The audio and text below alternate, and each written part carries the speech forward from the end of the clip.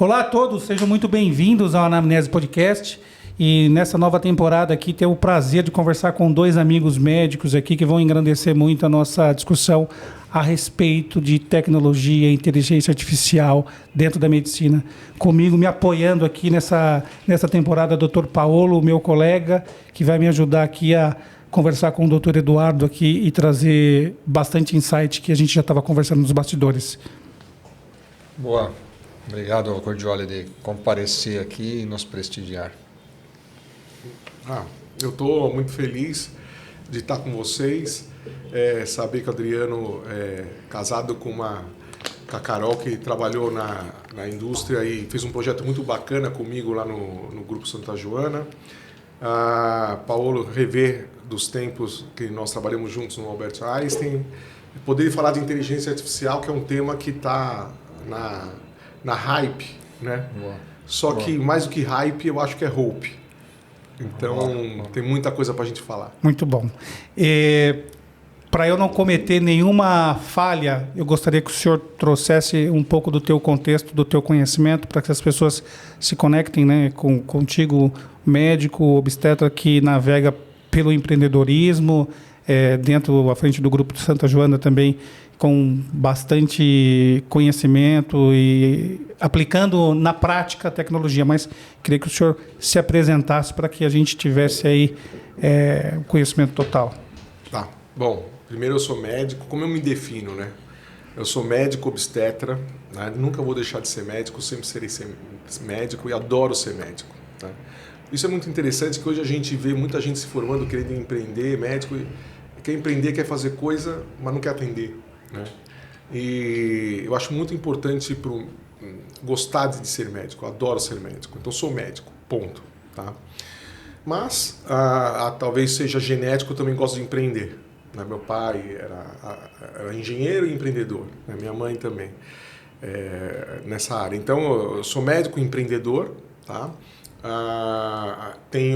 Hoje eu tenho algumas empresas, além de atuo como diretor médico de obstetrícia do Grupo Santa Joana, tá?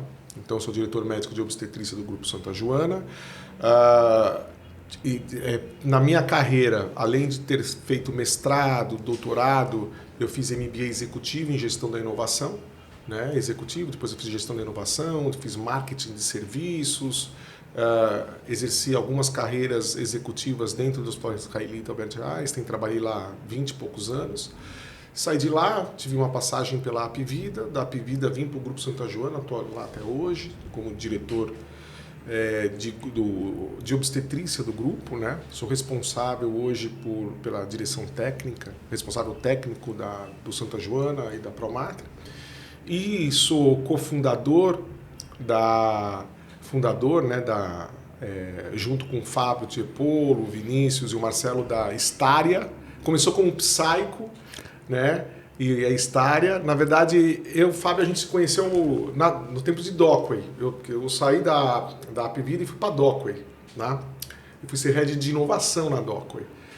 E na Dockway a gente tinha uma dor muito grande, que era o problema da telepsicologia, né? A Psycho AI nasceu de uma dor que a gente tinha lá.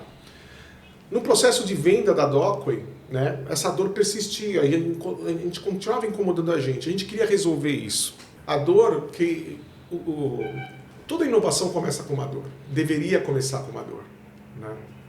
E a gente tinha uma dor na Dockway, que a telepsicologia, né, lá ela foi canibalizada, tá? Então surgiram muitos serviços, porque a barreira de entrada para os serviços digitais não é uma barreira tão forte. Basta você ter uma assinatura de uma plataforma de vídeo, né, uma disponibilidade, internet e vender serviço, tá? Quando a barreira de entrada para qualquer tipo de serviço é muito fraca, né, o serviço tende a virar uma commodity. E commodity você disputa pelo preço. Uhum. Né? E o problema é que a telepsicologia, quando a gente pensava em oferecer pela Dockway telepsicologia, ela estava sendo regulada a R$16. Né? R$16. E isso é um preço que... Como é que eu vou... R$20, R$16, como é que eu vou remunerar um profissional Eu falei, eu era o head de inovação. Que ideia que eu vou ter maravilhosa, mágica. E era difícil a gente... E uma característica da Docway, que é muito interessante, era querer oferecer serviço de qualidade. Não oferecer por oferecer, era oferecer com qualidade. Tá? Então, e na época a gente estava começando a estudar essa coisa de GPT, não era nem chat GPT, era GPT. Começando a estudar a inteligência artificial generativa, porque isso já está, estou falando de 1 ano, 2 anos atrás, 1 ano e meio, 2 anos, né? Aí teve todo o processo de venda da Docway, aí nós meio que paramos essa pesquisa, né? Porque foi dedicada energia para a transição, né, de comando da Docway, e a gente foi se afastando dessa ideia. Mas esse incômodo sempre teve. Quando completou a venda da Docway e o Fábio saiu da Docway, né, e eu já estava também nas minhas coisas, e ele reuniu o pessoal, todo mundo que saiu, né, ele reuniu e falou, poxa, a gente tinha aquilo lá, era um projeto bacana, por que a gente não começa outra vez, não empreende outra vez? Aí, e é interessante que startup tem aquela coisa, quando você forma um time e esse time fez a coisa dar certo, rola aquele vazio quando acaba. O que a gente começa, como a gente começa outra vez uma história? Porque o legal de você começar uma empresa nova, uma dor nova que você queira resolver, parece que você se reinventa, você rejuvenesce, né? Então, saiu da dor da Psycho, saiu da dor de querer resolver o problema da telepsicologia, de conseguir oferecer acessibilidade, né? Através de inteligência artificial, que é a inteligência artificial generativa, podendo fazer teleconsulta. Né? Teleconsulta não, ser um apoio de saúde, o psicólogo atenderia. Então estava testando esses modelos. O psicólogo atenderia, depois o agente de inteligência artificial faria a continuidade do cuidado, depois entraria novamente o psicólogo, tá? Porque doença mental é uma doença crônica. Né? E a única forma de você tratar qualquer doença crônica é estando do lado do paciente o tempo inteiro. Né? E você poderia, às vezes, o preço de uma sessão, né, que é tabulada R$16, R$20, você faria um profissional uma sessão R$100, um preço mais decente, e as outras sessões seriam por inteligência artificial. E aí esse psicólogo ele revisitaria aquela conversa e direcionaria numa próxima consulta. Era essa a ideia original da Psycho. Mas virou Staria, por quê? Qual que é a coisa mais importante que existe na medicina, Paulo? Ou na psicologia?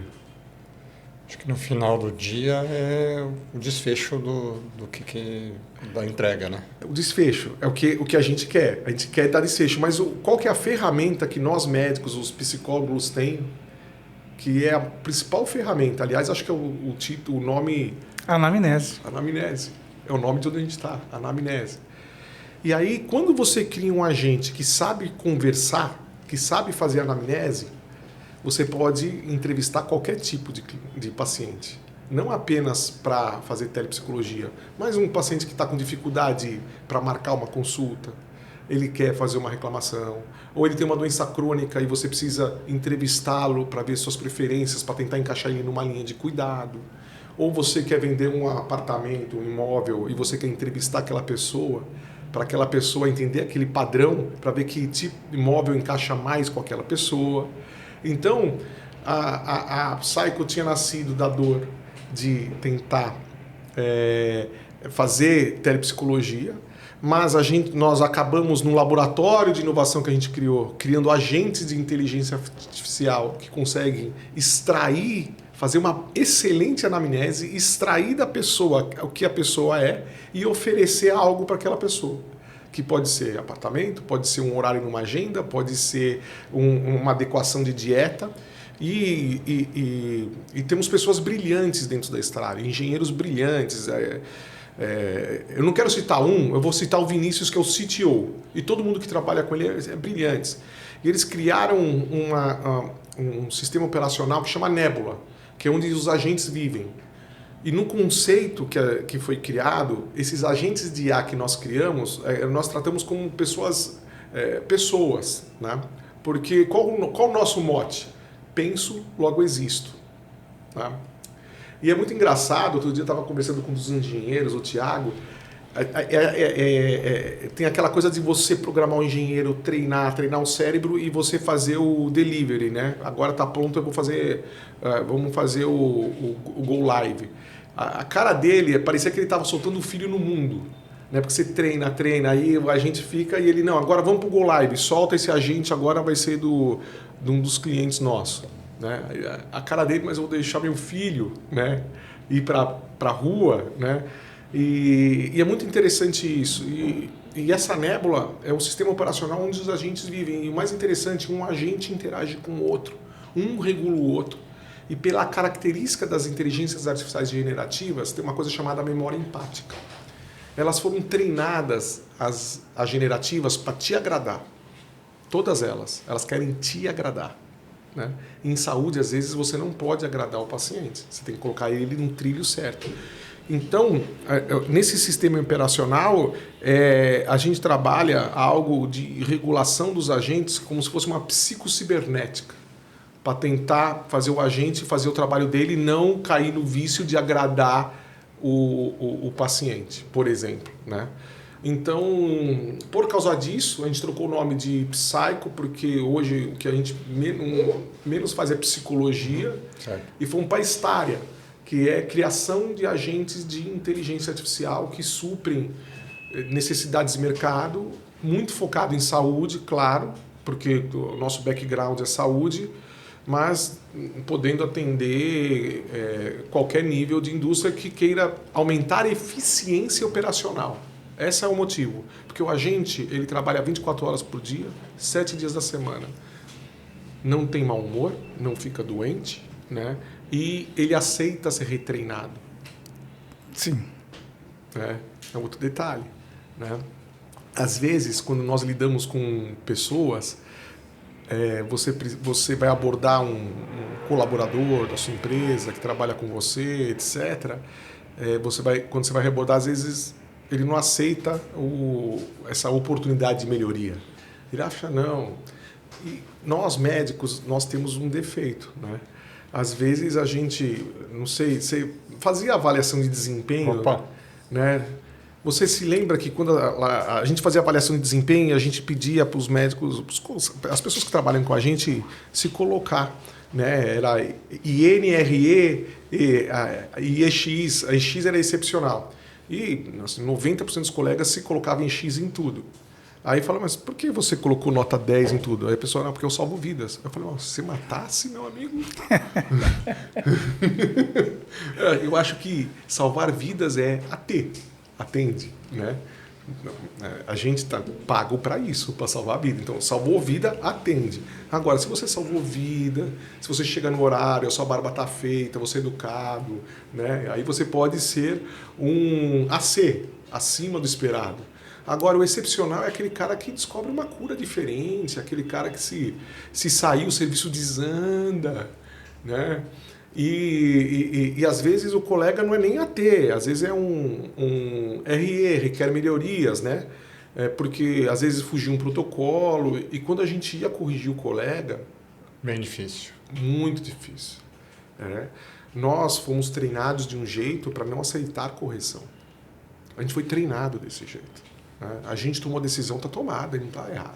Né? A gente fica treinado para tomar a decisão, né? Não é para ser corrigido.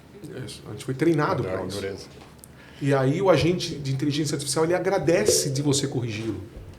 Entendi. Né? Então, isso é muito...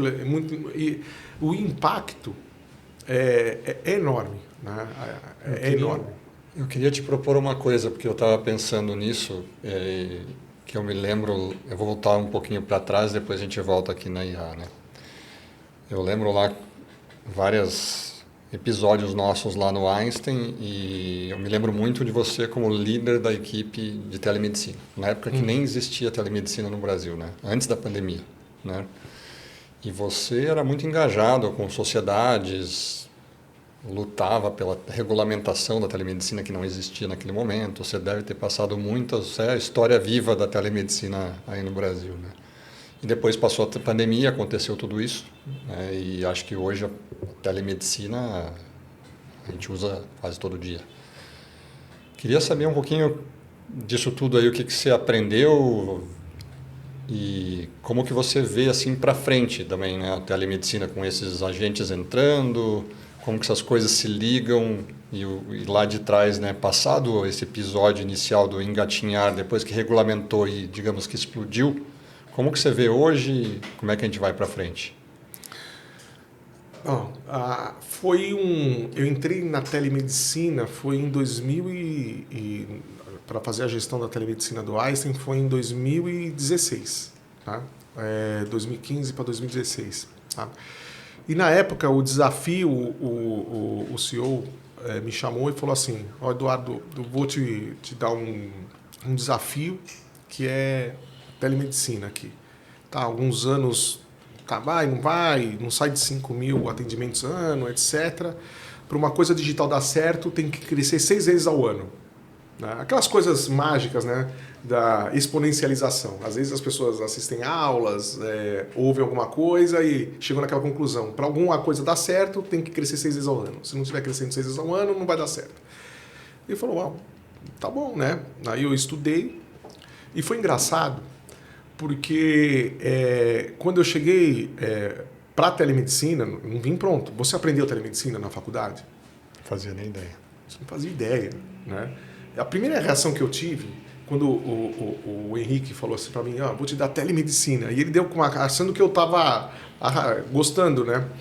Porque, na verdade, como é que foi essa história? Vou falar para você. Eu tinha pedido demissão.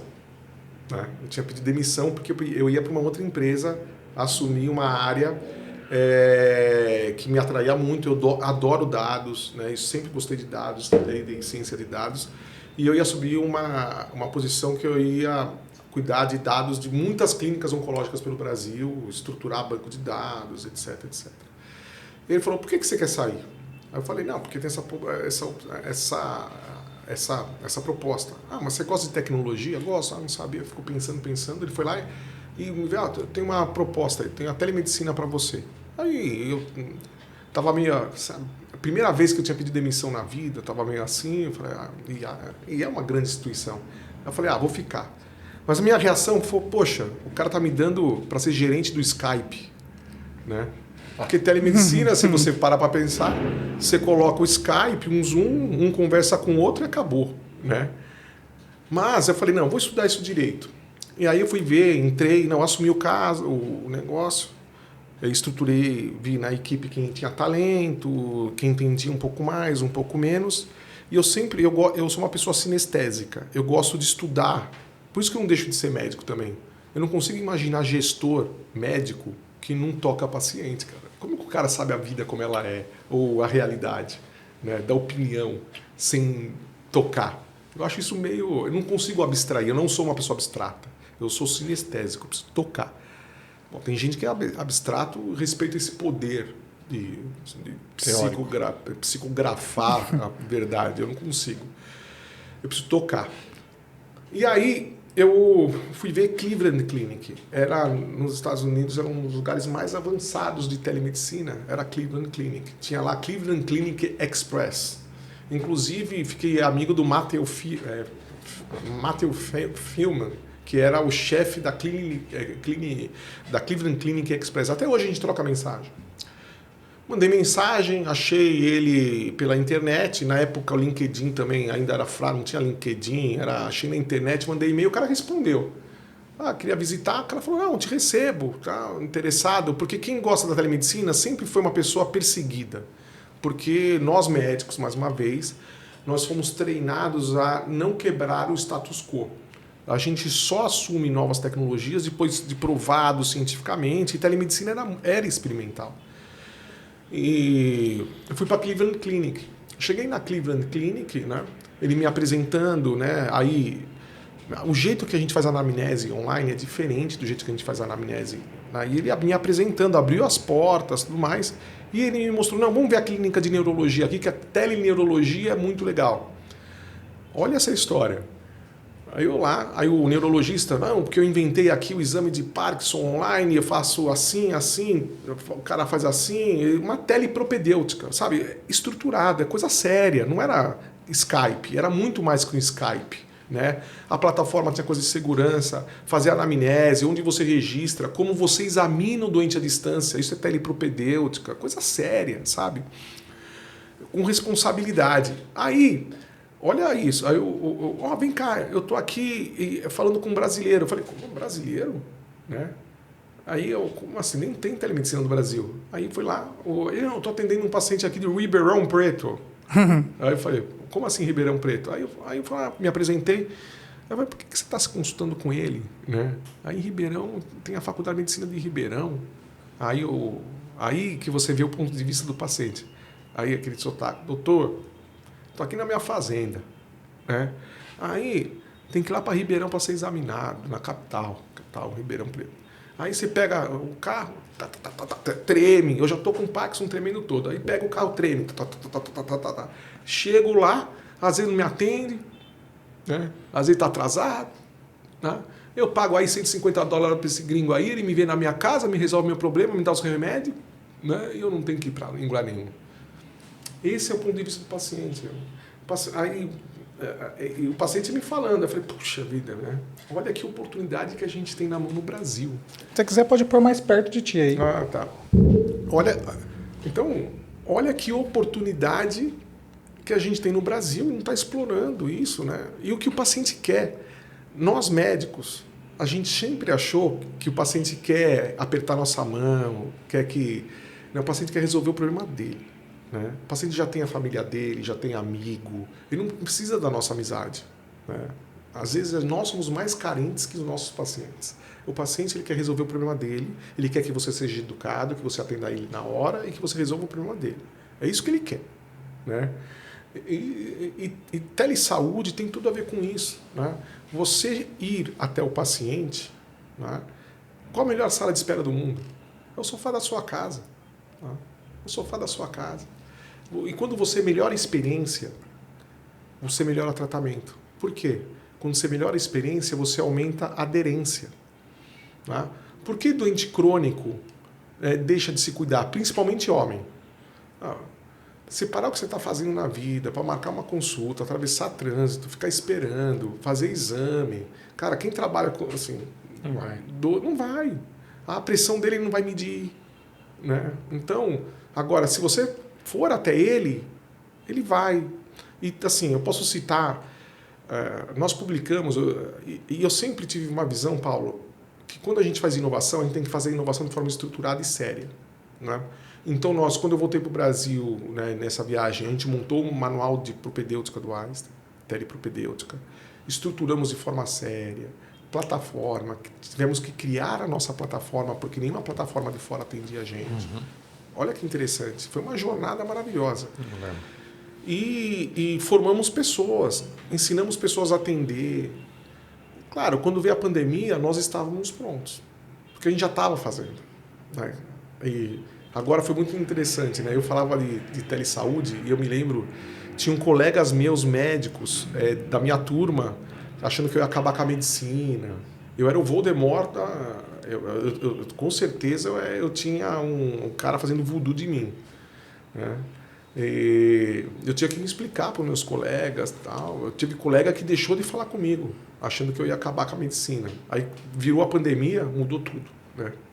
Porque todo mundo viu que telemedicina é uma porta a mais para o médico, Sim. não uma porta a menos. Né? Você aumenta a capilaridade da sua atuação. E isso foi a jornada, o futuro. Né? Como é que você vê para frente? Problemas e desafios. Primeiro, falar do problema. Mais uma vez, a barreira de entrada não é tão difícil. O que surgiu? Qual foi o efeito colateral? Muitos serviços de telesaúde, às vezes oferecendo com uma qualidade que eu não vou falar que é ruim, mas eu não tenho comprovação que é boa. Tá? E oferecendo, às vezes, benefícios para pacientes que a telesaúde ela tem sentido se ela faz parte de um ecossistema. Oferecer isolada, você até muda o gargalo, mas o paciente continua tendo um gargalo. A gente entender que saúde é jornada. Certo. Toda saúde é jornada, né? Se você quer sair do ponto A para chegar no ponto B, existe uma jornada a ser feita, né? E a telesaúde, serviço digital, é só uma parte dessa jornada, tá? Uma parte dessa jornada. Então, o problema de você oferecer serviço de telesaúde sem uma complementação do físico, você meio que você só tira o gargalo de um lugar e joga o paciente em outro gargalo. Eu vejo que telesaúde, de forma responsável, ela deve fazer parte de um ecossistema. Você pode oferecer o benefícios telesaúde desde que o paciente... Ok, e se o paciente agora precisar de uma consulta física? Não, agora se vira, o problema não é meu. Não, você não pode. Isso, para mim, é antiético, né? Você precisa, sim, ter ok, esse paciente precisa agora de alguma coisa, eu preciso... Para onde eu vou? Né? Você não pode soltar o paciente agora, você se vira, amigo. Não, isso não é saúde, isso não é responsabilidade. Bom, eu acho que vai haver uma condensação do mercado, porque para você oferecer serviço, quando você vira commodity e você oferece preço baixo, você só consegue se sustentar por escala. Volume, escala, então vai escalar. Quem tiver big numbers vai sobreviver, vai condensar e vai estar atrelado a serviços de saúde, seja operadoras ou hospitais. Empreendimentos standalone de telesaúde não sobreviverão, tá? Essa é a minha visão de sustentabilidade do negócio. Claro que com a entrada de IA generativa, né, esses serviços vão se sofisticar. Você vai precisar de investimento. Investir em IA generativa não é barato. Não é um chat GPT, vou construir um agente aqui no GPT Pro. Não. Isso dá para você brincar de agendamento só. Né? Para você ir adiante, você precisa de um desenvolvimento mais parrudo. E você precisa de capital para fazer isso. E só vai conseguir fazer quem tiver bem investido. Né? Eu acho que não tem mais espaço para uma startup de telesaúde começar. Acho que agora existe espaço para quem quer fazer saúde digital, né? Oferecendo IA, oferecendo nicho de mercado, talvez. Né? Vou explorar um nicho de mercado, uma situação específica, uma dor específica, uma síndrome específica, por exemplo, para quem tem da sua área, doença inflamatória intestinal. Aí eu faço um nicho, eu faço toda uma linha de serviço especializada nisso e vou oferecer para você isso, né? Nicho de mercado. Tá? Legal. Você acha que expandiu muito também, né? Porque passou da consulta para teleapoio, UTI remota, serviços que a gente nem imaginava que poderia ser feito remoto passou. Você vê alguma coisa que ainda não chegou e tem espaço para chegar? Alguma especialidade, algum tipo de atendimento que a gente ainda não tem ferramenta boa e precisa desenvolver? Como é que você acha que ainda tem algum espaço para ampliação ainda? Tem espaço que depende de desenvolvimento tecnológico, mas o desenvolvimento tecnológico está aí. Tá? Por exemplo, a teleoftalmologia. Tá? O Brasil é um país continental. É isso que a gente acha que Brasil é São Paulo, né? Minha esposa oftalmo, tá gravando aí para ela. Então, fala aí, dá uma letra aí. Você sabe que existe uma feira de inovação que quem gosta de inovação tem que frequentar, que é Wild Innovation, é a inovação sem controle, né? Mas é interessante, que é a CES, Consumer Electronic Show em Las Vegas, começo do ano. Eu vou ano sim, ano não, já fui 2 anos seguidos, é bem legal. Começo do ano, passou ano novo, semana seguinte, frio, Las Vegas, né? Mas é legal, é legal. E aí o pessoal mostra... É diferente de uma feira médica, que para o cara mostrar de uma feira médica, o cara já tem que entrar num nível já provando ciência, mas não, você mostra, quem quiser comprar, compra, quem quiser... não tem controle nenhum. Mas já tem um dispositivo aprovado no FDA, que vende na Amazon, que eu vi pela primeira vez nessa, né? Que você compra o device, anexa ao seu celular, coloca lá e ele faz refração para você. Tá? Então, o que eu acho que vai acontecer no futuro, né, é que cada vez mais a tecnologia do autocuidado usando IA vai evoluir E o médico à distância vai chancelar aquele diagnóstico. Aquele dado. Ele vai olhar, porque hoje, vamos falar bem a verdade, exame de refração para ver a acuidade visual, né? O cara coloca a cabeça naquelas máquinas, coloca lá o quadradinho do palhacinho dentro do castelinho, aí você vai lá, coloca, e já sai, ele imprime o grau, aí o oftalmologista ele só vai lá e entre esse dá 2 clicadas, né? E já sai.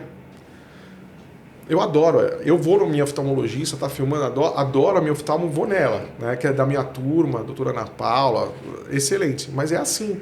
Agora, pensando no Brasil, que é um país continental, que você não tem oftalmologista, né? Que você tem que pegar um barco para ir, 3 dias de barco para ir, 3 dias de barco para voltar, eu acho que é muito justo a gente oferecer esse tipo de tecnologia, né? E você vai ter o oftalmo fazendo teleoftalmo só, ok, a refração, ele olha os parâmetros do equipamento para, ok, isso aqui está certo. E aí ele dispensa a medicação. Eu acho muito difícil um engenheiro, não, eu assino aqui 100% e se der problema eu respondo. Pela legislação brasileira, vai sempre ter que ter um responsável técnico, né? Médico, provavelmente, ou da área da saúde, de alguma forma. Médico, né? Por exemplo, aqui a gente está com amigos da farma. Claro que existe um sonho de vender dos medicamentos que estão no balcão, que é os over the counter, OTC, né? Ampliar o TC, e você com autocuidado você pode estimular.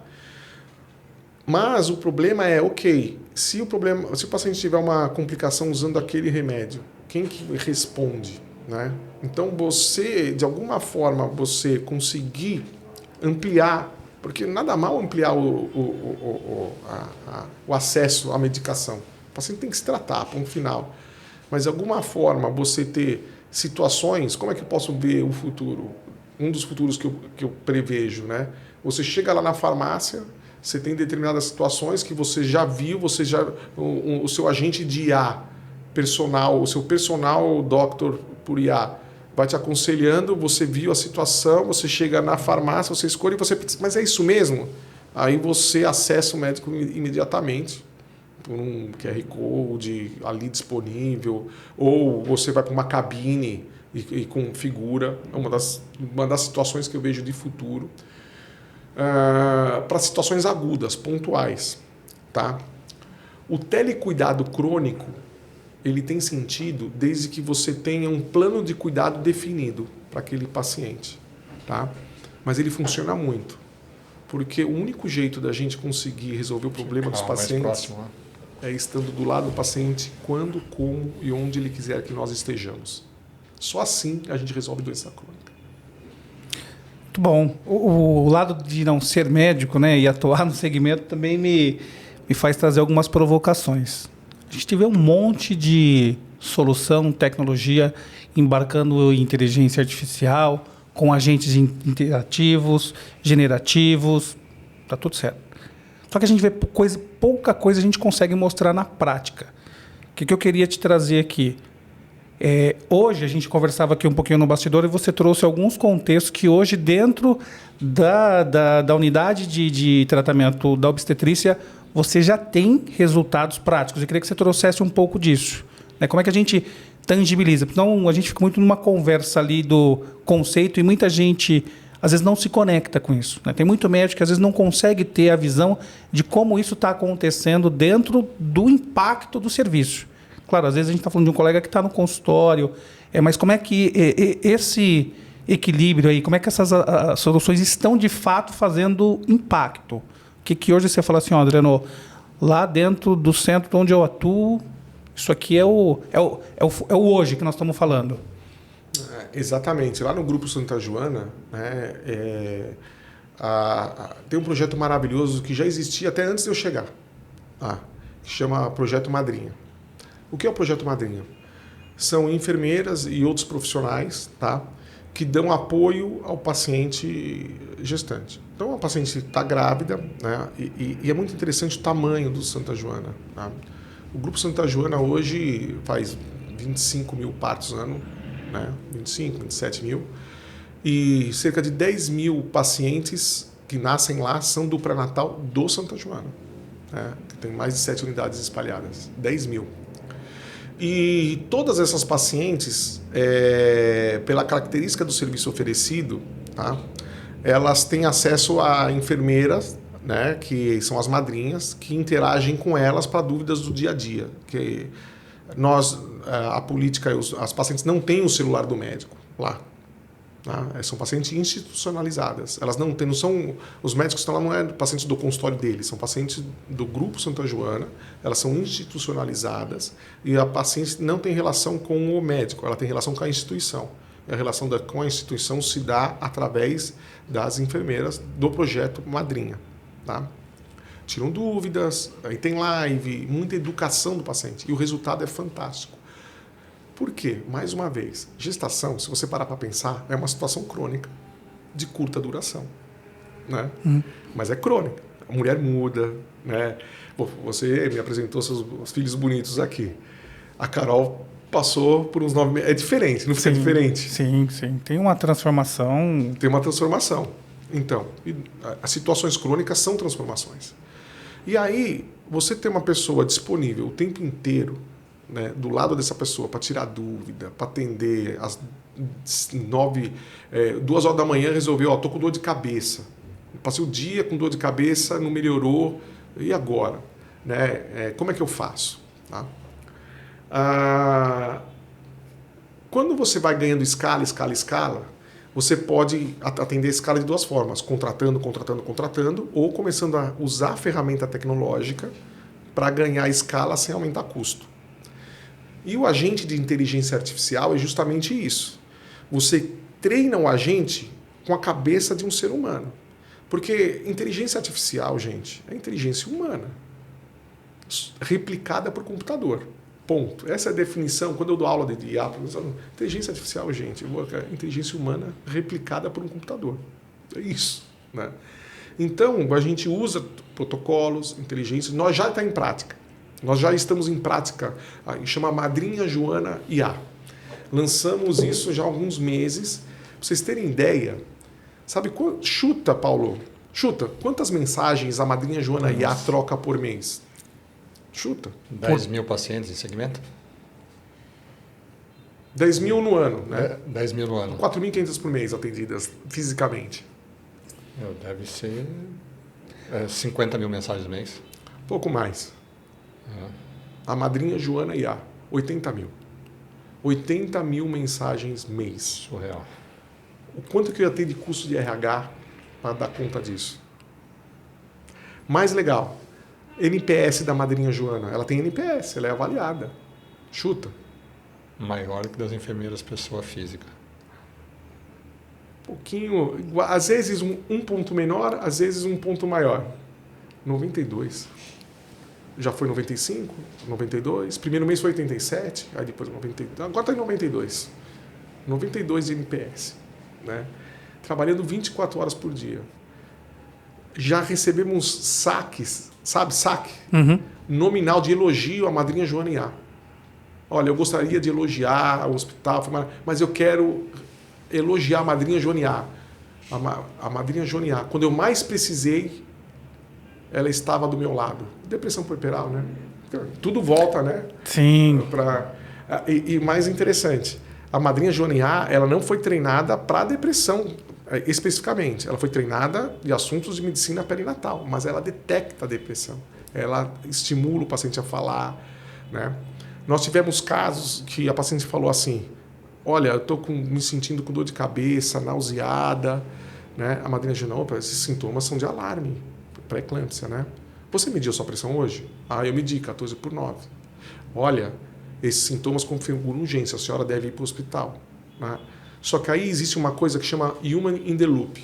Nunca um agente de IA ainda não tem autonomia para dar conduta. Então você coloca flags no sistema, que aí você acione uma madrinha humana. Então que a gente chama de human in the loop, né? Humano no loop, né? no círculo. Tá?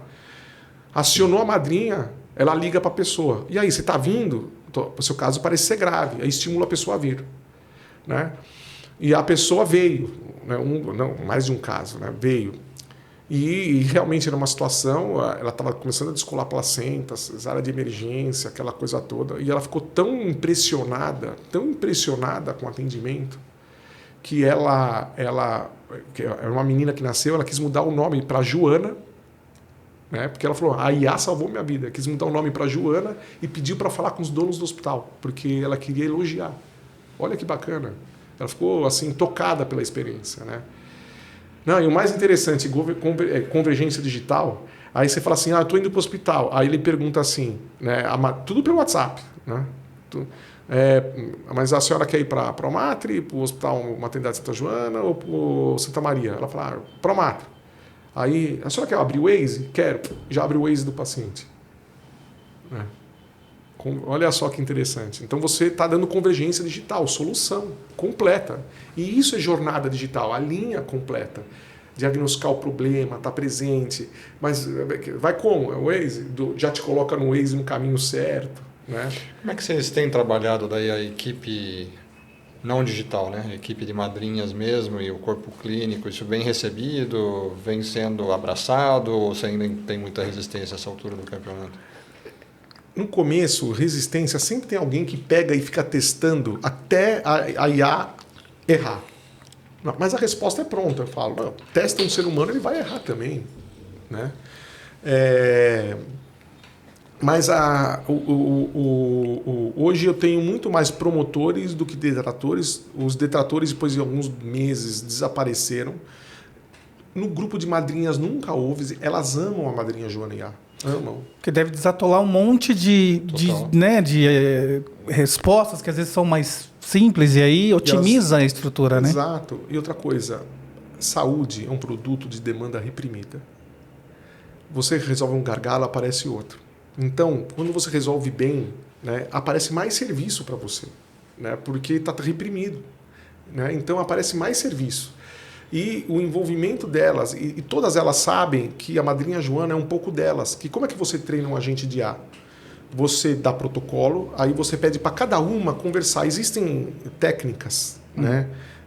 Que envolve de neurolinguística, neuroaprendizado, etc., que você faz uma série de perguntas e elas vão respondendo, a gente vai aprendendo, aí o agente interage com cada uma delas e o agente vai se moldando. Existe técnica para fazer isso, tá? De programação, etc. E é como se fosse também um filho delas, né? E elas vibram com a madrinha Joana. Nenhuma delas perdeu o emprego, nada, não, só ampliou o trabalho, tá? Agora, claro, a gente não precisa mais contratar novas, tá? Porque agora eu consigo expandir o programa sem a necessidade de mais contratação. O que também é bom, né? Porque uma coisa, você não precisa mais competir, o seu lugar está garantido, mas não vai entrar uma outra pessoa nova, né? E também você treinar uma pessoa para ser uma enfermeira obstétrica à distância não é fácil. E você sabe que isso tudo tem um sentido, né? Outro dia eu estava conversando com o Fábio, né?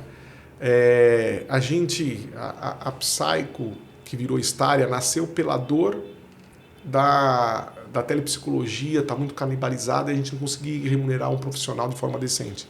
E coisa que a Docway nunca quis era remunerar mal. A gente sempre pagou bem o profissional, né? E o Fábio veio da indústria, né? Sim, foi gerente de produto, né? Tem uma experiência, uma expertise muito grande. Ele sempre tratou bem médico, ele não ia tratar mal médico, né? Então, aí eu falei, Fábio, sabe qual que é a missão hoje da Estária? Pode ser? Em 2030 vai ter um gap de 25 milhões de profissionais de saúde. Né? Os agentes de IA podem suprir esse gap. Por que não?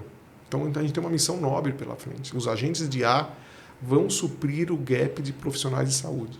Tá? Porque nós, hoje, aqui em São Paulo, eu tenho às vezes dificuldade para fechar escala pagando muito bem. Né? Então, ter agentes de IA que tornem o profissional de saúde mais produtivo, né? Que tirem do profissional de saúde aquele tempo de burocracia, etc., que hoje às vezes você precisa contratar profissional a mais porque um precisa ficar preenchendo papel. Você pode suprir essa necessidade de pessoas usando agentes de IA. É até o que o Paulo trouxe, né? Qual foi a resistência da equipe com o entrosamento com a inteligência artificial? A minha pergunta para você é o seguinte, ou seja, a gente pode assumir na prática que se eu sou médico, profissional da saúde, quando eu uso a inteligência artificial, eu sou mais produtivo. Eu não deixo de perder o meu espaço enquanto profissional. Acho que nunca vai substituir. Ou a IA vai substituir a medicina e as práticas clínicas do humano. Olha, a IA generativa ela é disruptiva. A gente vai mudar, tá? Eu acredito que muitas pessoas elas vão ser substituídas, médicos, alguns serão, dependendo da função. Não dá para negar que não vai ser. É uma utopia dizer que não vai. Seria mentira. E uma coisa que eu nunca... Às vezes meu pecado é não mentir. Né? Às vezes, isso vai gerar bastante discussão. É não mentir, né? Esse é um pecado, né? Às vezes, executivamente... O fato também é que a gente não sabe, né? Porque pode evoluir para muitas coisas que você nem não faz... Mas olha, o ser humano, ele acha outra... Abre outra oportunidade. Outra oportunidade. Veja... Eu gosto de... Quando eu falo sobre IA e tudo mais, aí eu vejo as caras... Eu tenho aquelas caras... 90% fica desesperado assim na plateia. Vou perder o emprego, vou morrer, vou virar o Terminator, Sim. vai vir aqui, vão ser dominado.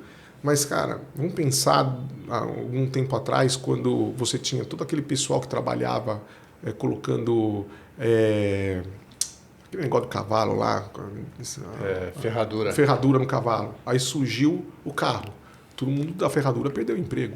Mas eles foram trabalhar onde? No carro. Né?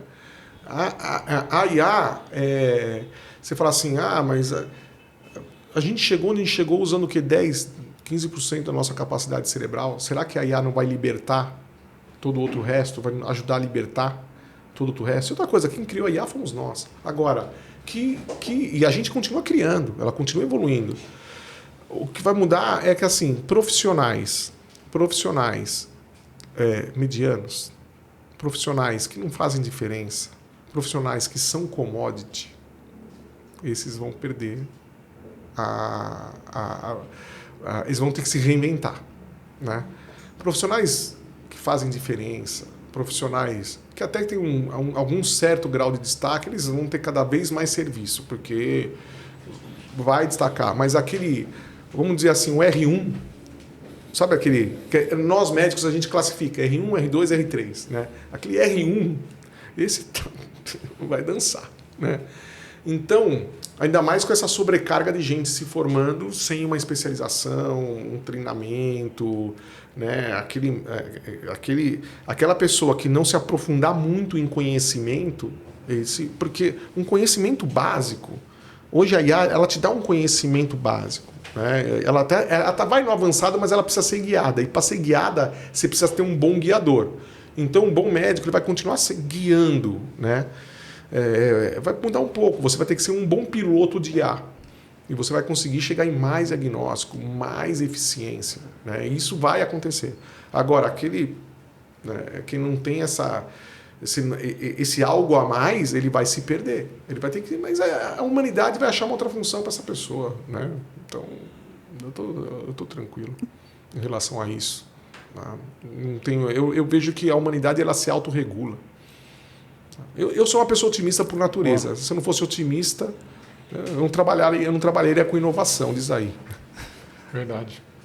Eu acho que só aqui no Brasil eu vejo de uma maneira talvez um pouquinho mais diferente do aspecto global, porque a gente tem essa concentração pontual da mudança da demografia médica recente, né? Que tem muito profissional ainda para se formar, que está em formação, e isso não está muito bem desenhado, o que esses profissionais todos vão fazer, como que eles vão se especializar, e tem esse boom de inovação e de IA junto. Então, essa tempestade perfeita aí, eu não tenho muita certeza o que vai sair disso. Mas todo mundo vai ter que se reinventar, isso eu não tenho muita dúvida, vai ficar diferente. Mas sabe o que Paulo? a gente vai ter que aprender a aceitar, como é que eu ia te dizer? Melhor ainda, né? O que a gente vai ter que fazer? Tá? Veja, tô só, ainda bem que Tá tranquilo. Não, é que eu pensei aqui. Realmente, talvez, trabalhar nos jardins, né? Você se formou e você colocou na sua vida que você ia trabalhar no jardim, você ia fazer uma residência, trabalhar nos jardins, no consultório, ia ter sua clínica, etc. E talvez esse boom de médicos se formando, isso mude um pouco o seu plano. Mas assim, você já reparou que todos os médicos tendem a se concentrar em São Paulo? Sim. Poxa, não é uma oportunidade, né, é um Brasilzão, né? Vamos para dentro do Brasil, porque quando você leva profissional de saúde e você leva infraestrutura, né, você tem colonização. Eu participei de discussões com o Exército, na época que eu estava na telesaúde lá do Einstein. Existe uma coisa muito interessante, que era o projeto Calha Norte, né, que eles chamavam, que era a colonização da região norte do Brasil. Porque uma das funções do Exército é impedir que nós sejamos invadidos. A melhor forma de você impedir de ser invadido é colonizar a fronteira, né? E como é que você coloniza fronteira? Infraestrutura. Né? Infraestrutura, você precisa dar comida, você precisa dar saúde e precisa dar trabalho, né? Então, e o problema é a saúde, né? Porque ninguém quer ir para lá, né? E sabe por que o médico não quer ir para lá? Né? É simples a resposta, né? Você pode pagar 50 mil, 100 mil para o cara não vai. Sabe por que não vai? Porque chega depois da segunda semana não tem o que fazer, né? E outra coisa, a medicina é uma profissão que, por mais que a gente treinou a tomar decisão sozinho, a gente precisa trabalhar, a gente precisa em grupo, porque a saúde é muito complexa. E você precisa de um especialista X, você precisa de uma anatomia Y, você precisa de... Então você precisa de uma massa crítica de vários profissionais para conseguir resolver o problema de uma pessoa, né? Não dá para você resolver tudo sozinho. E por isso que você não consegue fixar. A partir do momento que você começa a ter massa crítica, né, de profissionais, você começa a colonizar. Então eu vejo uma grande oportunidade pela frente, né? A gente vai viver mais também, né? Então, vivendo mais, a gente precisa de mais médico, porque idoso tem mais doença crônica. Está previsto esse déficit de saúde enorme, né? Quer saber? Existe mercado para o aluno que está se formando hoje. Vou dar uma dica, meu. Estude bem inglês, né? E você vai ver oportunidade nos Estados Unidos, na Inglaterra, né? Tem tanta oportunidade pela frente. Os caras estão pedindo currículo. Ano passado eu recebi 2 convites para ir para os Estados Unidos. É que eu não quero mais me mudar, né? Mas eu recebi para ir para a universidade 2 convites. Os caras desesperados, os caras não conseguem completar quadro. Porque também é o seguinte, você se forma médico, mas você não quer ser médico. Tem isso também. As pessoas estão se formando médico, mas não quer ser médico. Porque ser médico... Diz aí, Paulo. Não é fácil não, pesado. Ser médico de verdade é não parar de estudar, cara. É chegar cedo no hospital, é vir doente, escrever direitinho o prontuário, entender às vezes uma reclamação, uma queixa, uma anamnese, você fala assim, você aqui, não, você respira fundo, não, deixa eu entender isso aqui direito, juntar os pontos, buscar ajuda, conectar, né? Ser médico é ser médico, né? E hoje o pessoal meio que desiste, né? Não sei se eu quero ser não, né? Eu não consigo fechar a escala de final de semana, né? É difícil. Agora eu consigo, eu estou conseguindo. O hospital está cheio, tá ótimo, mas assim, não é mais assim, tem plantão sobra. Não, você precisa de um exercício de carreira, precisa de um exercício, né? Então, você não pode, não é mais oferta. Na nossa época, né, não sei, plantão, a briga para pegar, né? Hoje, parece que você tá fazendo a pessoa está te fazendo um favor, né? Interessante essas mudanças todas. Né? Acho que vai ter muita coisa. Agora, tem uma pergunta aqui, olhando para o lado executivo do negócio. Né? É muito legal, você aumenta o cuidado, na linha de cuidado com a IA generativa, você treina, coloca todo esse contexto para amplificar o teu atendimento aos pacientes. Então, você atende mais pessoas com esse funcionário trabalhando 7 por, né, 24, enfim. Custo.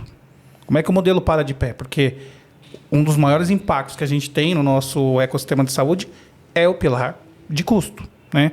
Então, não sei se você já tem esse dado parcialmente apurado e se ele está dentro do projetado, porque de não contratar mais profissionais e o custo de implementação para de pé o modelo, porque depois vocês inventam essas novidades, a gente tem que vender, né? Como é que isso para de pé? Porque do outro lado, se eu sentar lá no Santa Joana lá para ir te vender uma solução, você vai olhar para o custo. Me conta aí. Não, você achou que ia sair liso dessa aqui não, né? Não. Veja, as operações, entregas de agente, como é que você... Não tem um número mágico para eu te dar, depende da operação. Tá? Sem dúvida nenhuma, o custo da IA não é um custo barato. Mesmo porque, não sei se vocês sabem, IA consome uma energia para entregar do cão. Ela é cara ainda, né?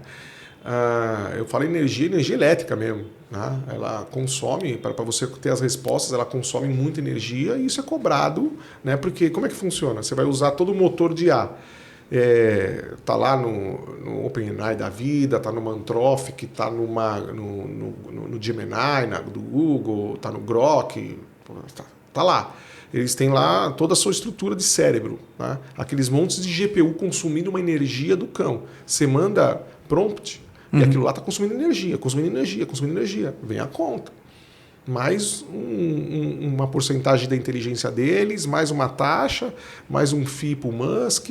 Tá? Você tem que dar um chequinho ali. Né? Tem que compartilhar a receita aí. Tem que compartilhar a receita. Não é barato, não. Tá? Mas hoje, eu posso te dizer assim, um agente de IA performando 100 mil mensagens mês, ele vai ter um custo aí de 15, 20 mil, mais ou menos. Tá? Agora, quanto custa um funcionário para fazer 10 mil mensagens? Aí você tem que fazer esse cálculo. Existe muito o custo, o ganho, quando você investe num agente desses, um ganho incremental de produtividade, marca, né? Você está agregando tecnologia está agregando tecnologia, a gente está gerando awareness, né? Branding para você, tá? Não tem como ficar fora dessa, tá? Mas a resposta exata, olha, se você envia o ROI, o tempo para ter o break-even, eu não sei te dizer ao certo, tá? Porém, pro médico, assim, eu tenho uma clínica, hoje eu tenho certeza, né, que as grandes empresas, né, hoje a Star ela vende para grandes empresas, né, grandes unidades de saúde. Se nós não estivéssemos dando ROI para elas, tá, depois de um ano operando, elas teriam cortado. E pelo contrário, começa com a gente, hoje eu tenho operações que tem 3 agentes. Né, tem 4 agentes, porque aí isso aqui é muito bom para isso. Agora, mas um agente não serve para tudo. Os agentes são especializados. Aí você precisa ir pegando o agente, eles se conversam. Mas então ele é um agente, depois eu quero outro, putz, isso aqui é legal, começa a conversar e começa a dar resultado. Você aumenta, por exemplo, no Doutor Consulta, teve uma experiência que aumentou em 100% a captação para a linha de cuidado. Né? 100% de aumento de captação em alguns meses de operação. Essa é a resposta que eu te dou, sendo assim, eu não tenho um ROI agora absoluto para te dar. Mas como toda inovação, quem começa na frente vai dando mais expertise. Para o médico, o que eu daria de conselho para o médico? Tá? Eu daria um conselho para o médico, dia a dia. Tá? Eu quero ter um agente de IA meu, para poder usar para os meus pacientes. Tá? Eu acho que o médico hoje ele deve sim aprender a usar ferramentas de IA. Ele deve, por exemplo, procurar escolas de IA, tem várias, Dragão Digital, por exemplo. Ele deve aprender a fazer o seu agente de IA. Né? Ele vai pagar as suas 200 doletas por mês para ter um OpenAI Pro. Né? E aí, dentro do Pro, ele aprender a fazer o agente dele. Tá? Ou ele contrata alguém e desenvolve a custo para ele, porque isso ganha muito a produtividade. Imagine você ter um agente seu que responde seus e-mails, vê os exames e te fala... É como se fosse um R1. Paulo, presta atenção nesse paciente aqui. Ó, esse e-mail aqui é da diretoria, vai lá você responder hoje. Né? Você tem um super secretário, custa $200 um OpenAI Pro, né? O que é R$1.500, o que é R$1.200 hoje. Tá? Então, eu assino todas as ferramentas, porque eu tenho que trabalhar com isso. Né? Então, mas eu me divirto. Eu, médico, hoje, pessoa física, eu assinaria, escolheria uma e teria a melhor assinatura para desenvolver em torno dela as minhas ferramentas. Você tocou num ponto que foi o que me trouxe a construir esse projeto de trazer profissionais, médicos, empreendedores para compartilhar conhecimento. E te falo que trouxe mesmo no propósito do podcast. Eu queria que você ajudasse a gente, porque tem muito médico que acompanha esse podcast e que está no consultório sozinho, sem estrutura de grandes e big empresas. Então, vocês são os gerentes e o CEO da clínica de vocês. Eu não acredito que o médico vai conseguir, não por capacidade, e sim por tempo e dedicação, fazer uma assinatura e se autodesenvolver em IA. Essa é uma coisa que eu acho que é para poucos médicos, que leva um tempo até você ganhar essa visão de escala. Diferente de você ter um chatbot que trava toda hora, você ter um agente de inteligência artificial. Então, são duas coisas. Primeiro, deixa um caminho mais fácil para esse médico aqui. Como é que a gente vai olhar para isso? Se você não tiver isso agora, me fala depois de a gente buscar isso, que isso é uma dor muito grande. Todas as vezes que eu vou visitar os médicos no consultório, ele tem que gerir tudo. Então, eu não acredito que ele vai conseguir ter tempo e vontade para se engajar e conquistar essa solução. E o segundo ponto é, por que vocês não pensam também, não só nos grandes centros, mas como é que você faz esse caminho para esse médico? Porque tem que pegar na mão dele muitas vezes. Você é médico. Se eu estiver falando errado aqui, você me traga para a realidade. Mas eu acho muito difícil o médico fazer isso, doutor. Eu acho que se o médico conseguisse encontrar hoje uma solução que pegue na mão dele e ele faça um onboard desse médico nessa solução, eu acredito. Eu entendo que tem o jeito que vai ser treinado dentro do contexto dele, mas eu acho difícil o médico hoje, na prática, fazer isso. Adriano, não tem como você... Se você quer participar da medicina do futuro, você precisa aprender inteligência artificial. Você precisa. Né? Porque você... não só vai tomar decisões, prescrever, mas você vai navegar o paciente no mundo digital. Como é que eu atendo? Eu atendo com 2 telas. 3, né? 2 para mim e 1 para o paciente. Né? Então eu fico vendo minha tela, o paciente vê a tela dele e tal, o paciente, tela touch, ele clica, ele vai para cá, eu vejo que ele está clicando, você entendeu? Vamos discutir esse artigo, e juntos a gente chega. Esse é o paciente do futuro. O paciente do futuro é o paciente que se cuida, toma decisão. Aí você fala, mas isso é para uma fração da população. Você se engana. Eu atendo o paciente classe B, atendo o paciente classe C, né? Atendo sim, né? Atendo uma linha de cuidado. Eles estudam, hoje a informação está fácil. Aliás, uma das empresas novas que eu estou abrindo, que eu não posso falar porque a gente vai inaugurar a semana que vem, vai ter o launch dessa empresa, é justamente ajudar os pacientes a achar o melhor caminho da informação de saúde para ele. Porque hoje tem muita besteira na internet. Uma curadoria, sim. Muita fake news, uma curadoria. A gente falei demais já. Né? Então vai ter um lançamento grande aí, um portal de curadoria de informações de saúde bem estruturado, para ajudar o paciente a navegar. Porque hoje o paciente ele quer achar a resposta dele. Né? Ele está com uma dor de cabeça, o que eu posso tomar? Sabe? É o que eu chamo do efeito totem. Né? Efeito totem. Quando a gente viajava, né, avião, a gente comprava aquela passagem e aquele book, lembra disso? Aquele book que você destacava aquele monte de folha, não sei como é que eles controlavam aquilo, né? Aquele monte de folha que você olhava, o que está escrito aqui, você não conseguia entender as folhas de baixo, que estava escrito em carbono, aí alguém destacava no check-in, destacava na segurança, destacava não sei onde, aí você pegava a conexão, destacava, você ia com um book desse tamanho viajando, e você ficava no check-in um monte de tempo, né, para falar com alguém, né? Aí depois...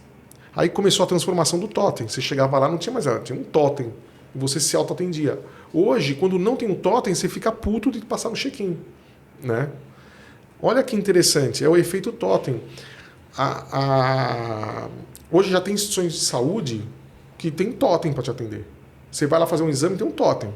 Né? Não tem lá uns posso ajudar que vai até, mas é o totem. Você não senta mais, vou abrir um exame, uma ficha.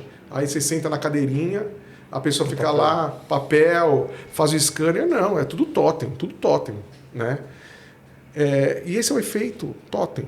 As pessoas, elas querem resolver o problema sem precisar sair de onde estão, sem precisar falar com outra pessoa. Não é? A gente acha, não, o paciente quer falar comigo, ele gosta, não, ele quer resolver. Quanto menos fricção, melhor. Né? Claro que o paciente, quando ele vai até você, ele gosta que você seja educado, seja simpático. Né? E eu gosto de ver paciente sim, é gostoso, é um momento de troca. Né? Mas ele quer resolver o problema dele. E eles estudam. Né? Ler do engano se eu achar que o paciente de classe C, não, esse paciente só a classe A que vai chegar. Não, todo mundo hoje está estudado. Isso é muito legal. Eu acredito que conhecimento é a coisa mais importante que um ser humano pode ter. E democratização do conhecimento é algo fantástico. É isso que eleva a humanidade para cima. Tá? Então, o médico ele tem que saber navegar nas ferramentas de IA. Para quê? Para quando ele for questionado por um paciente, mas eu vi esse tratamento. Não, peraí, vamos estudar junto agora. Aí ele navega junto com o paciente. Então ele tem que fazer, sim, uma escola de IA, né? E existem aí várias escolas para recomendar. Eu gosto muito da Dragão. Dou aula também pela Dragão. Gosto da Dragão. Que mais que eu posso falar? Mas você tem, sim, hoje empresas que desenvolvem agentes de IA sob medida para médicos. Tem, sim. A Staria ainda não entrou porque o nível de desenvolvimento é um nível muito alto, um investimento muito alto, e a gente focou no nosso DNA para grandes empresas. Tá? Mesmo porque é um desafio. O que a gente se propôs a fazer é algo muito interessante. A gente quer que os nossos agentes são vivos. Depois eu mostro o vídeo da madrinha Joana para vocês aqui. É muito legal. Ela está viva. Ela é voz, você fala com ela, você liga, ela fala. Você tira a foto, ela olha a foto e comenta. Ela é multimodal. Né? Então é um desenvolvimento em alto nível. Né? E é muito legal quando você cria algo, você está numa startup, você vê esses jovens, né, brilhantes, cara, desenvolvendo isso, empolgados. Você vê um cara recém saído da faculdade, né, engenheiro. Aliás, sabia que na Staria eu sou o único profissional de saúde? Que legal. Olha que coisa doida. Né? E esse pessoal brilhante se fazendo acontecer é um nível de programação muito alto. E ver esses agentes ganhando vida, você precisa de muito investimento. E para isso só a grande empresa. Para o médico, para ajudar ele na agenda, no dia a dia, existem empresas que fazem isso. A Staria estuda entrar nesse mercado B2C, mas hoje a gente só está no B2B. Boa. Entendi. Você acha que tem muita empresa também fazendo agente de IA para profissionais e para o mercado de saúde, né? Você também acha que vai ter uma concentração de mercado, vai ficar nos big companies de tecnologia ou vai expandir mais esse mercado, vai ter um monte, que é difícil até de acompanhar, né? Toda semana tem um IA nova, como você falou, tem uma para uma função, outra para outra função. Você acha que eventualmente isso vai concentrar porque exige mais investimento, energia, especialização, ou a gente realmente vai ter que ter 200 mil ferramentas e vão ter que navegá-las e escolher as que nos... Como é que você vê esse mercado? Bom, são dois pontos. Um é as empresas de agentes de IA, elas realmente pipocam, toda hora tem uma nova, tá? Mas eu acredito que vai ter uma condensação de mercado. Na verdade, hoje o mercado não tem muita mais condensação, porque para ter condensação você tem que ter investimento. E o dinheiro de investimento sumiu. Né? Acabou assim, você vendeu uma ideia, você ganha lá uns milhões e sai comprando todo mundo. Né? O que a gente chama de CAC, custo de aquisição de clientes. Você compra as empresas para comprar os clientes deles. Né? Então, o que eu vejo, né, as empresas que sobreviverão são as empresas que conseguiram ter um custo enxuto, tá? E rapidamente conseguem imprimir dinheiro. O que é imprimir dinheiro? fizeram break-even. Opa, toquei aqui.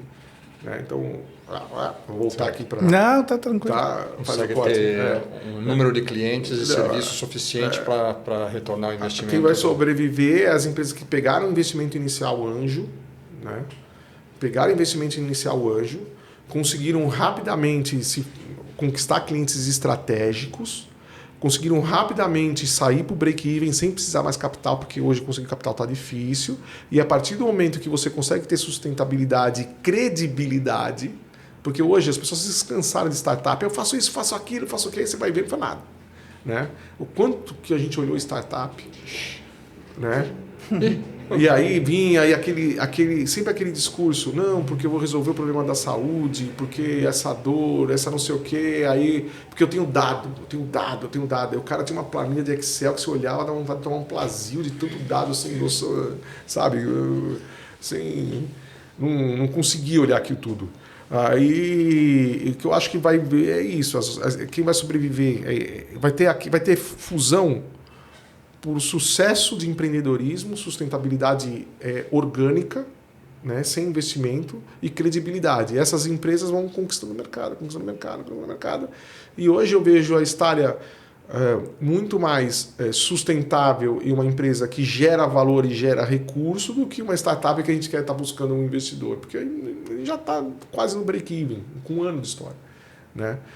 Então eu vejo dessa forma, né? E o Fábio tem feito uma gestão maravilhosa, cara, é bom, né? Não, o Fábio conhece muito do mercado, aprendeu e o fato de estar com a Doco e entrar nesse turbilhão dentro da pandemia também, que acho que deve ter acelerado muito o desenvolvimento, né, como um todo, de experiência, expertise, mas veio da indústria, também conhece muito do modelo operacional. É engraçado, né? Você vê o médico falando aqui de break-even, falando de ponto de equilíbrio, falando de toda a linguagem, né? Isso que é legal gravar com os médicos executivos também. E acho que essa riqueza é bem interessante, que a gente compartilha bastante informação. E é importante, né? Essa visão, né? É você montar uma empresa, uma startup, porque muita gente monta uma startup que quer vender. Né? O que você quer é resolver esse problema, esta dor, né? E organizar a startup para que ela gere valor e ela seja sustentável, seja uma empresa. Então eu acredito que são empresas, né, que geram valor e credibilidade. Né? Hoje o que está faltando no mercado de health techs é credibilidade. Então quando você começa a dar entrega, valor, né? Você consegue, o cliente pede um negócio, vai lá e entrega, né? E acho que isso é um diferencial, você vai lá e consegue entregar. É por isso que as instituições de saúde, as grandes instituições de saúde, as instituições de saúde que eu estou, por exemplo, né? Ela entrega, né? Entrega índice de morte materna menor que a Europa, metade que a Europa. Índice de morte neonatal melhor que a Europa. Você tem indicadores de desempenho que são melhores que a Europa. Né? Você entrega. Então, por isso que cresce. Tem quase 50% do market share de medicina perinatal privada de São Paulo está na mão do Grupo Santa Joana. Porque entrega. Credibilidade. As pessoas querem ir porque acreditam. E isso é um negócio interessante de saúde. Saúde é um investimento de longo prazo atrelado à credibilidade. Né? Então, é diferente de tecnologia per se, que você vende um sonho, ou você vende uma transformação. E às vezes você compra sem saber o que você está comprando. E tem um salto muito grande, muito rápido, eventualmente. Né? Então, você compra... Você tem muita dessa coisa relacionada à tecnologia que é compra por impulso. Né? Saúde não. Você adquire um produto de saúde porque você precisa, mas de quem você adquire? Em quem você tem certeza que vai te entregar. Você experimentar, você, vou fazer essa cirurgia com esse cara aqui para ver se dá certo. Melhor não. Mas é verdade, eu sou suspeito em falar. Meus 2 filhos nasceram no grupo, então não tem nem o que falar, né? É bem interessante. Olha, se depender de mim, eu vou embora, porque o papo rola. Mas também, né, não quero tumultuar muito a agenda de vocês. Você tem algum outro ponto aí que você quer resgatar que a gente não captou nessa conversa? Não, eu acho muito interessante que entendendo a tua carreira, né? Você navegou por todas essas coisas e faz sentido agora você estar realmente ligado à inovação, à IA. Tem alguma outra coisa que você olha assim, que você está olhando que tem alguma outra tecnologia no horizonte aí que enche o olho e que você está interessado? Alguma outra coisa aí que você navega para a gente saber? Agora estou interessado em ter um pouco mais de tempo para ficar com a minha filha, né? É isso que eu estou mais interessado agora. Boa. Mas eu estou muito focado em IA, né?